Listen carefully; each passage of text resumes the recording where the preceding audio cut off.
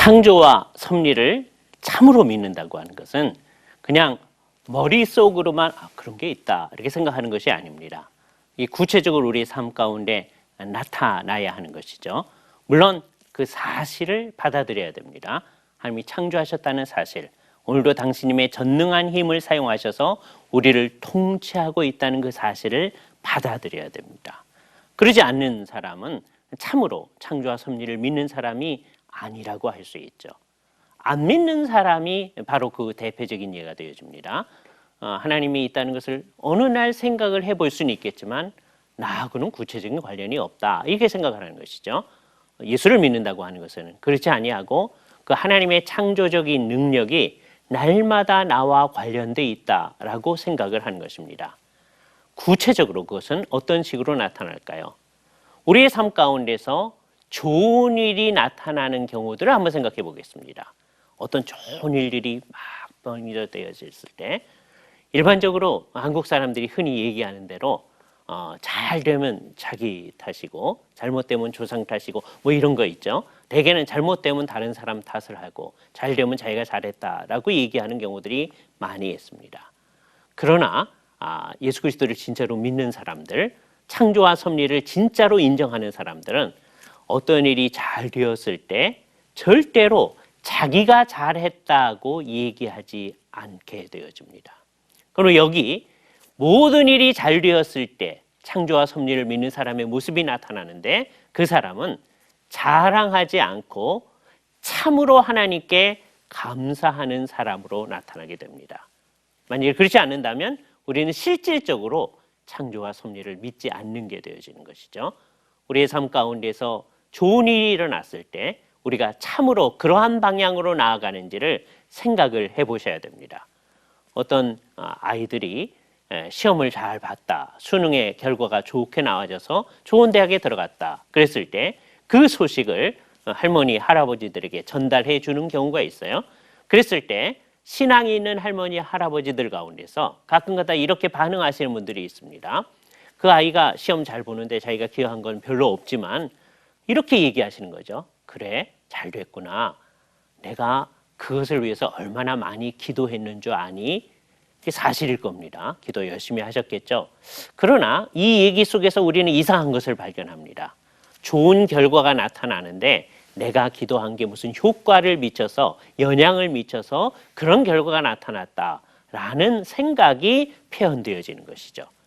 진정으로 하나님의 창조와 섭리를 믿는 사람들은 어떤 좋은 일에 대해서 자신이 잘했다고 하는 것에 대한 어떤 공과를 생각하지 않게 되어질 것입니다. 정말 좋은 일이 있을 때 마음속 깊은 곳으로부터 자기의 잘한 것에 대한 생각이 없이 하나님께 참으로 감사하는 마음이 우리에게 있을 때 이것이 창조와 섭리를 진짜로 믿는 사람의 모습이 될 것입니다. 그럼 우리의 삶 가운데 우리가 원하는 어떤 놀라운 일, 좋은 일이 나타났을 때 정말 그렇게 하는지를 한번 생각해 봐야 합니다. 그러므로 우리는 우리가 어떠한 반응을 인생의 사안들에 대해서 보이느냐에 따라서 우리가 창조와 섭리를 진짜로 믿는지 아닌지를 나타내는 표현을 할 수 있습니다. 두 번째, 우리에게 어떤 어려운 일이 왔을 때, 나쁜 일이 왔을 때 우리는 어떻게 해야 될까요? 창조와 섭리를 믿지 않는 사람들은 그것에 대해서 당황하게 됩니다. 그리고서는 하나님께 대해서 하나님 어떻게 이런 일이 있을 수 있습니까? 그렇게 반응을 하게 되는 경우가 있습니다. 되게 믿는 사람들 가운데 잘 믿는 것처럼 보이다가 어려운 일 앞에 직면했을 때 이런 반응을 보이는 경우들을 우리 많이 보게 되어집니다. 그러나 성경을 참으로 믿는 사람들은 우리의 삶 가운데 어려운 일이 있을 때 그 어려운 일들을 결국에는 선으로 바꾸시는 분이 하나님이시다라고 하는 것을 우리는 알게 되어집니다. 우리는 이렇게 반응했던 그 대표적인 사람으로 창세기 45장에 나타나는 요셉을 언급할 수 있습니다. 요셉은 형들이 자기를 팔아먹고 그래서 자기가 애굽 땅에 온 상황에 대해서 맨 나중에 무엇을 다 아는 사람처럼 이렇게 얘기합니다. 45장 8절인데요. 그런즉 나를 이리로 보내신 이는 당신들이 아니요 하나님이시라. 하나님이 나로 바로에게 아버지를 삼으시고 그 온 집에 주로 삼으시며 애굽 온 땅의 통치자로 삼으셨나이다. 요셉의 말이죠. 물론 요셉이 처음서부터 이런 인식에 도달했던 건 아닙니다. 이집트로 팔려가면서 하나님께서 나를 애굽의 총리로 삼기 위해서 나를 보내신다, 그렇게 생각하지 않죠. 아주 어려워하면서 갔을 것입니다. 이집트로 가서 그는 자기가 보디발의 집에 팔렸을 때 그 집안에 충성을 다했습니다. 그가 열심히 하는 걸 보고 그 가정의 총무로 삼았죠. 자기 음식 외에는 자기가 다 마음대로 주관할 수 있도록 보디발이 그에게 허락을 했습니다. 그런데 보디발의 아내가 그를 유혹했을 때 하나님의 말씀에 따라서 거절하고 도망 나왔을 때 그에게는 어려움이 있게 되어졌었죠. 그것 때문에 보디발의 집에 감옥 속으로 갇혔습니다. 어려운 일들, 나쁜 일들이 나타나는 거죠. 이런 어려운 일이 일어날 때 우리는 늘 생각해야 합니다. 우리들의 삶 가운데 나타나는 모든 어려운 일들 앞에서 우리는 깊이 생각하는 사람들이 될 수밖에 없습니다. 결국 생각해 봤더니 요셉이 자기의 삶의 결과를 다 추정해 봤을 때 결국 형들이 나를 팔아먹어서 그래서 내가 이곳에 오게 됐지만 이 일을 궁극적으로 주관하시는 분은 하나님이셨다. 우리가 지난번에 공부한 대로 의하면 제1의 원인이 하나님이셨다라고 하는 것을 깨닫게 되어졌을 때 요셉은 형들 앞에서 아주 분명한 태도를 보여주는 것입니다. 이 불행한 일이 끝이 아니고 하나님께서는 악을 선으로 바꾸시는 분이심을 얘기하는 것이죠. 그러므로 우리에게 어려운 일이 닥쳐졌을 때 진정 하나님의 창조와 섭리를 믿는 사람들은 거기서 하나님을 원망하거나 주변에 있는 사람들을 원망하거나 하지 않게 되어질 것입니다.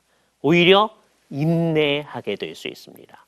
그러므로 진정 하나님의 섭리를 믿는 사람들은 어려운 가운데서 인내하는 사람이 될 것입니다. 왜냐하면 하나님께서 역사 전체를 하나님께서 주관하고 계신다고 하는 것을 분명히 알기 때문입니다. 이런 인내의 대표적인 예가 요한계시록을 쓰고 있는 요한의 모습에서 나타나고 있습니다. 요한계시록 전체의 주제는 우리 주 예수 그리스도께서 만왕의 왕이요 만주의 주이시라는 것입니다. 온 세상을 통치하시고 나중에 그것을 분명히 드러내실 거라고 하는 것입니다. 그런데 요한은 지금 그 사실을 전하는 것 때문에 반모라고 하는 섬에 귀향가 있습니다. 믿지 않은 눈으로 보면 예수 그리스도가 만왕의 왕이고 만주의 주이시면 네가 왜 거기 가 있느냐, 그렇게 얘기할 수 있겠죠. 그러나 그 사람은 하나님의 계시에 근거해서 온 세상을 향하여서 지금 이 상황 가운데서도 예수 그리스도는 만왕의 왕이요 만주의 주이시다라고 하는 메시지를 요한계시록을 통하여서 우리에게 전달하고 있는 것입니다. 1세기의 그 메시지는 정말로 살아서 요한계시록이 쓰여졌을 때에는 몇몇 안 되는 소수의 사람들만이 예수 그리스도를 믿었지만 지금은 수없이 많은 사람들이 예수 그리스도를 믿고 있습니다. 여기에 우리의 인내가 있어야 할 것입니다. 요한이 인내하면서 지금 당장 오는 박해를 참으며 앞으로 우리에게 올 박해를 참으라고 권면하고 있는 것을 우리는 생각해야 됩니다. 진정으로 하나님의 섭리를 믿는 사람들은 어려운 일이 올 때 정말로 인내할 수 있는 사람들인 것입니다. 사람들에 대해서는 어떻게 할까요? 우리들에게 대해서 억압하고 우리들을 괴롭히는 사람들에 대해서 어떻게 할까요? 아까 창세기 45장에서 요셉은 형들에 대해서 어떤 태도를 가지십니까? 요셉이 형들에게 자기 자신의 정체를 밝혔을 때 그가 처음에 한 말이 뭐냐면 내게로 가까이 오소서, 그렇게 얘기합니다. 그들이 가까이 갔을 때 뭐라고 얘기하느냐 하면 나는 당신들의 아우 요셉이니 당신들이 애굽에 판 자라, 이렇게 얘기합니다. 그 얘기를 들었을 때 형들의 마음이 어땠을까요? 이제 우리들이 죽었구나, 이런 생각을 했을런지 모르죠. 그러나 요셉은 그 다음에 뭐라고 얘기합니까? 당신들이 나를 이곳에 팔았다고 해서 근심하지 마소서, 한탄하지 마소서. 하나님이 생명을 구원하시려고 나를 당신들보다 먼저 보내셨나이다. 창세기 45장 5절의 말씀이시죠. 하나님의 이 창조의 놀라운 섭리 속에서 우리는 놀라운 것을 발견하는 것입니다. 하나님은 이 세상 모든 것을 주관하신다라고 하는 걸 생각했을 때 진정으로 형들을 용서하는 요셉의 모습을 우리가 보게 되는 것입니다. 여기에 창조와 섭리를 참으로 믿는 사람의 모습이 나타나는 것을 볼 수 있습니다. 하나님의 섭리를 진짜로 믿는 사람들은 우리에게 억압하는 사람들에 대해서 그 사람들을 진정으로 용서할 수 있는 것입니다. 왜냐하면 하나님께서 온 세상을 통치하시기 때문입니다. 그래서 예수님께서는 너희를 핍박하는 사람들을 미워하지 말고 오히려 그 사람들을 위하여 기도하고 그 사람들을 축복하라 라고 말씀하셨던 것입니다. 왜냐하면 하나님의 섭리를 진심으로 믿기 때문입니다. 하나님의 통치를 생각할 때 그것은 자연스러운 일입니다. 원수를 왜 사랑해야 되는지가 여기서 나타납니다. 하나님의 통치와 섭리를 정말로 생각한다면 누군가 나를 향하여서 막 억압하고 나쁜 말을 막 할 때 그것을 하나님의 관점에서 한번 생각해 보시기 바랍니다. 그러면 그 사람이 나한테 저주하는 말이 나에게 그대로 미치는 것이 아니라 하나님의 입장에서는 저주하는 사람이 잘못하는 사람이니까 그 사람이 저주하는 그 행위에 대해서 하나님께서는 언젠가는 심판하시라고 하는 명확한 사실 앞에 있는 것이죠. 그 사실을 하나님과 함께 알고 있는 우리로서는 그렇게 저주하는 사람, 어렵게 구는 사람에게 대해서 그 사람을 안타깝게 여기는 마음이 있게 되어집니다. 마치 예수님께서 저들을 용서하여 주시옵소서, 저들이 자기들이 하는 일을 알지 못함이니이다 말했던 것처럼 우리도 이 세상 가운데서 하나님의 섭리를 진짜로 믿는다면 그런 태도를 가질 수 있을 것입니다. 그런데 대개의 사람들은 그거는 예수님이니까 그렇게 하죠, 이런 반응을 보일 수가 있습니다. 우리는 그저 사람일 뿐이거든요. 우리한테 그것을 요구하지 마십시오. 그런 태도들을 나타내 보이시죠. 그러나 우리들이 그럴까 봐 하나님께서는 우리와 같은 성정을 가진 스데반으로 하여금 예수님과 똑같은 얘기를 하게 만드셨습니다.